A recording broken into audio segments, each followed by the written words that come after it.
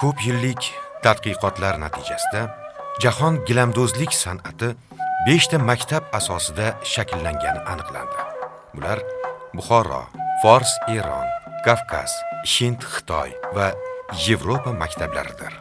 Har bir maktab o'z to'qish dastgohi, uslubi, rangi va naqshlariga ega. Buxoro gilamlarida qizil rang hamisha ustuvor, asosiy bo'lgan. Gilamdozlikdagi buxorocha kolorit, ranglar uyg'unligi Zardushtiylar davrida shakllangan. Olov ilohiy hisoblangan. Usta va hunarmandlar uning rangini Buxoro gilamlariga tushirishgan. Buxoro gilamlari haqida gap ketganda, unga olov kabi qip-qizil deya ta'rif berilishi ham ehtimol bejiz emasdir. Buxoro gilami degan tushuncha turli xil uslub va yo'nalishlarda yaratilgan gilamlarni o'z ichiga oladi. Negaki Buxoro amirligi hududida ko'plab xalq va qabila vakillari yashagan. Ularning barchasi gilamdozlik bilan shug'ullangan va gilamlariga qabilalarining nomini berishgan. Saqlanib qolgan ko'plab tarixiy ma'lumotlarga ko'ra, gilamdozlik O'zbekistonga bronza davrida kirib kelgan. Biz Baktriya Marg'iyona madaniyati arxeologik majmuasi haqida gapiryapmiz. Ya'ni gilamdozlikning vatani deb Shumerni hisoblaymiz. Ammo eramizdan avvalgi 3-mingyillikdagi qaqshatqich qurg'oqchilik davrida Shumer aholisining asosiy qismi shimoli sharqqa ko'chib o'tgan va shu tariqa Marg'iyona va Baktriya hududiga kirib kelgan. Baktriya nomi esa asrlar davomida, ya'ni Ahamoniylar yozuvlarida ilk bora qayd etilgan davrdan boshlab to bugunga qadar gilamdozlik bilan shug'ullanuvchilar uchun misoli bir bongdek jaranglashi lozim. Serjun qo'ylar zoti qo'llanila boshlanishi bilan gilamdozlik gurkirab rivojlanib ketdi. Negaki unga qadar xom ashyo tanqis edi. Yovvoyi qo'ylarda jun deyarli yo'qligi sabab uni yigirib bo'lmasdi. Bundan chiqdi biz eramizdan avvalgi 2-mingyillik haqida gapirishimiz mumkin. Ko'plab qo'y podalari ko'chib yurishi natijasida buyuk dasht kengliklarini o'ziga makon qilib olgani tufayli u ommaviy ishlab chiqarish markaziga aylandi. Ko'plab qo'y podalari ko'chib yurishi natijasida buyuk dasht kengliklari ommaviy ishlab chiqarish markaziga aylandi.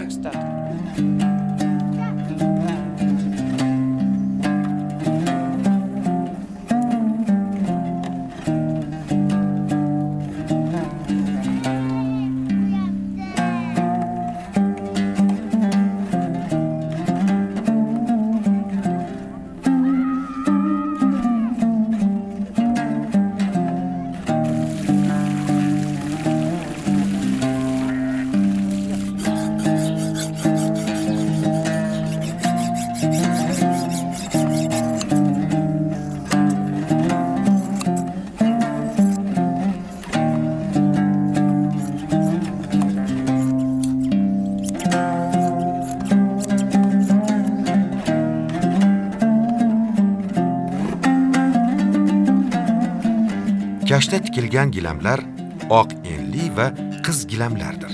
Gilamlar va uning turlari Baktriya va unga qo'shni hududlarda bronza davridayoq ma'lum bo'lgan. Uning an'anaviy ko'rinishlaridan biri Samarqand viloyatining uzun tukli gilamlaridir. Ular kalta g'altakli dastgohlarda to'qilgan.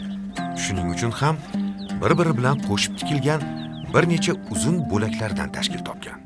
25 millimetrgacha uzunlikdagi jun iplar odatda tekislanmagan. Bu esa gilamga paxmoq, o'siq, yuluq ko'rinishni bergan. Shu sababli ham bu gilamga julxirs, forscha ayiq terisi deb nom berilgan.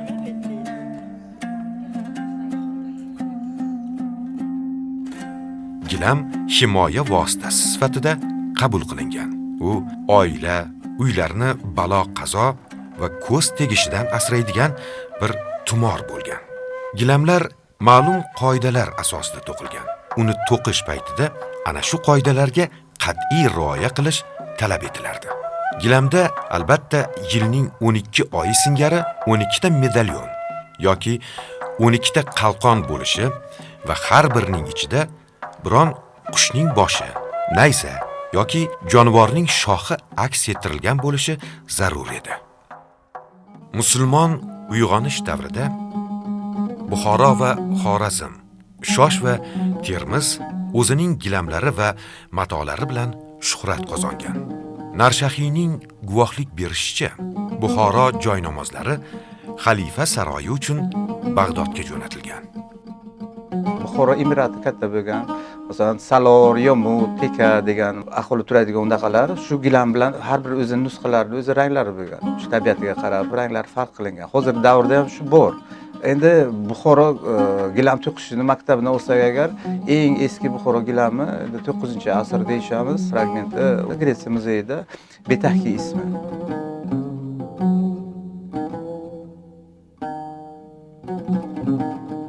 Hayotda ko'pincha o'zi rang beradi-da, bizning rangi bor, boshqasi bor. Masalan, qizil rangni biz ro'yan rangi deymiz, 452lik ildizi bor, shundan olamiz. Masalan, anor po'chog'i yaxshi rang beradi. Masalan, o'zini bu tabiiy ranglar nimasiga yaxshiroqki, bu vaqt o'tishi, davr o'tishi bilan ular ranglar o'chilaveradi.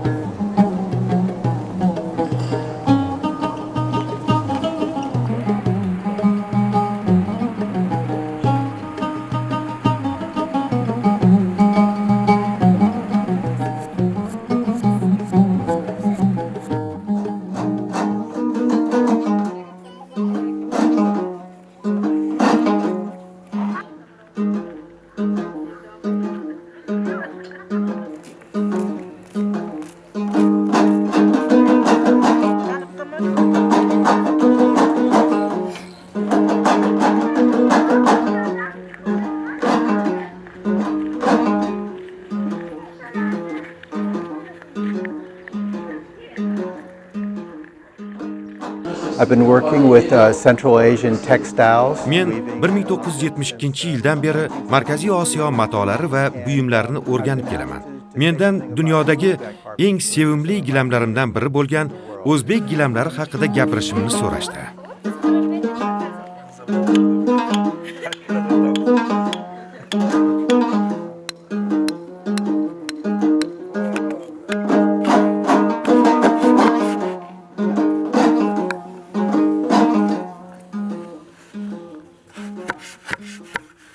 Ularning o'ziga xosligi nimada? Gilamlar yurakdan to'qilgan. Ularning eng muhim jihati ham shunda, nazdimda. Eron gilamlari ko'pincha naqshlari chizib chiqilib, keyin to'qiladi. To'quvchi ayol tushirilgan bezakni to'qiydi. O'zidan, qalbidan nimadir qo'shish imkoniga ega emas. Bunday qilish xayoliga ham kelmaydi. To'qish dastgohi qarshisida o'tirgan o'zbek ayoli esa yaratayotgan gilamiga qalbi, fikri, o'y kechinmalari, orzu-umidlari, urf-odatlarini jo qiladi. Unda shu ayolning, u yashayotgan jamiyatning qiyofasi, qarashlari o'z ifodasini topadi. Bu haqiqiy ijod.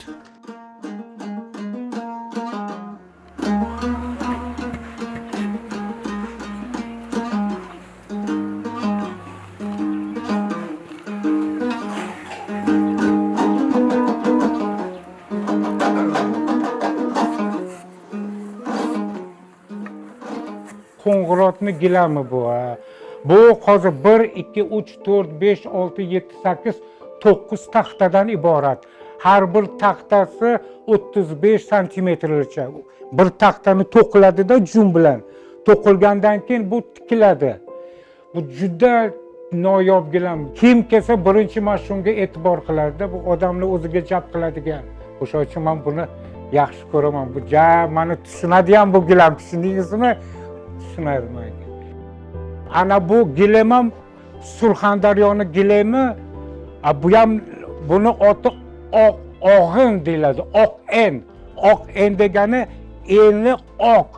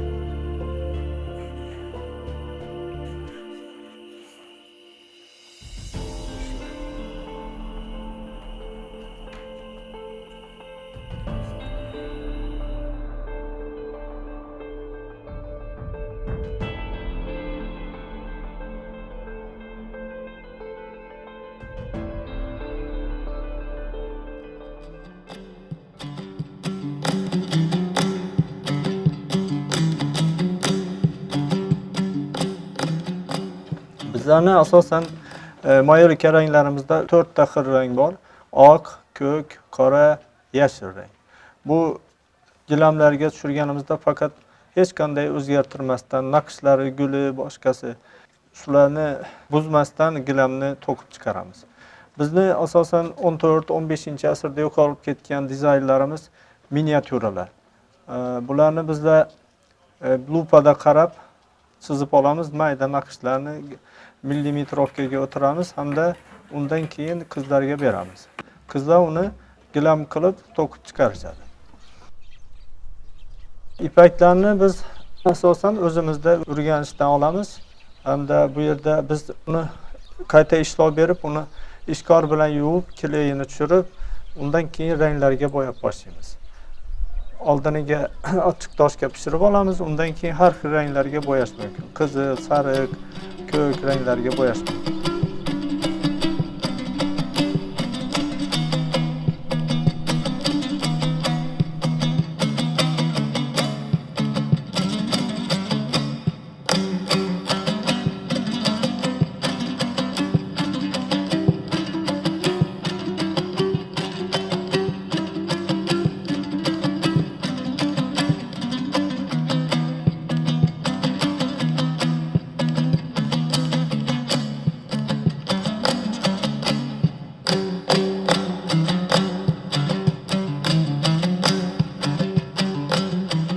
Bizning naqshlarimiz asosan takrorlanib, qayta takrorlansa bo'ladigan islimiy dizaynlardan iborat. Bizning naqshlarimiz qancha qaysi tomonga qaytarsak ham bemalol kattaytirsa bo'ladi. Shu bilan usuli bilan farq qiladi Xorazm naqshlari. Gullari islimiy dizayni bilan farq qiladi.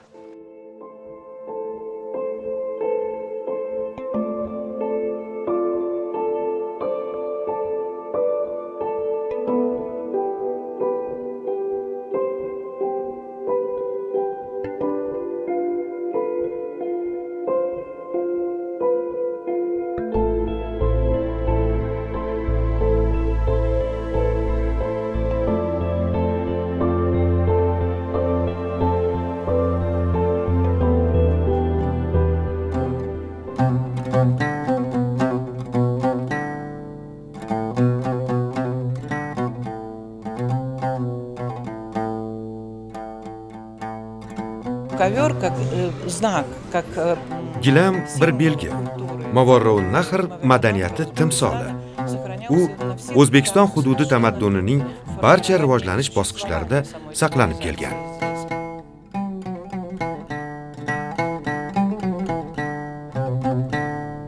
So one of the things that most intrigues me about carpets is Gilamlarga bo'lgan qiziqishim, havasimning boisi ular menga qaysidir ma'noda chiroyli bezalgan tabrik qog'ozlarini eslatishi sababdir. Gilamlar orqali bir madaniyat to'g'risidagi ma'lumotlar boshqa madaniyat vakillariga so'zlanadi, yetkaziladi. G'arbliklar sharq odamining ruhiyati, tafakkurini bilishni istasa, gilamlarning rangi va naqshlariga e'tibor bersin. Ularda chuqur ma'no yashiringan.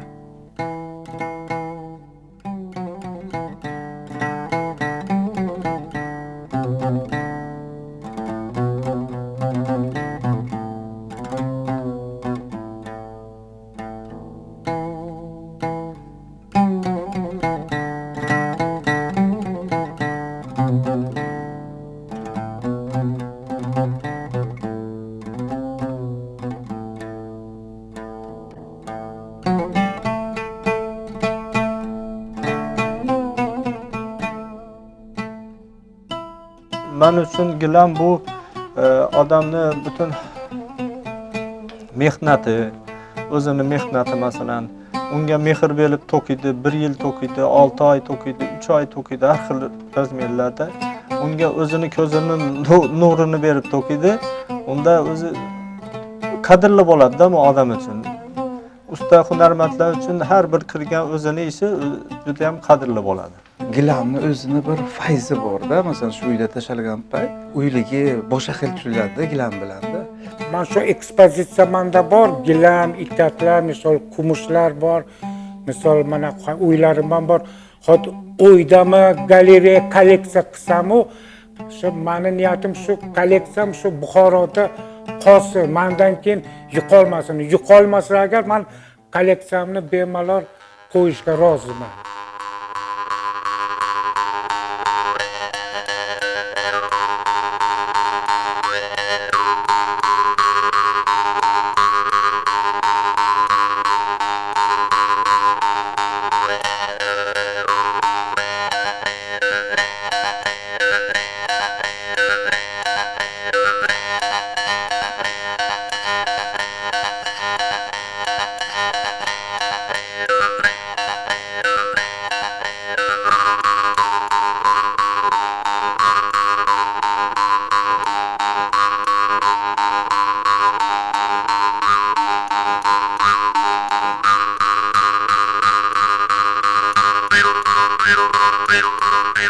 Pero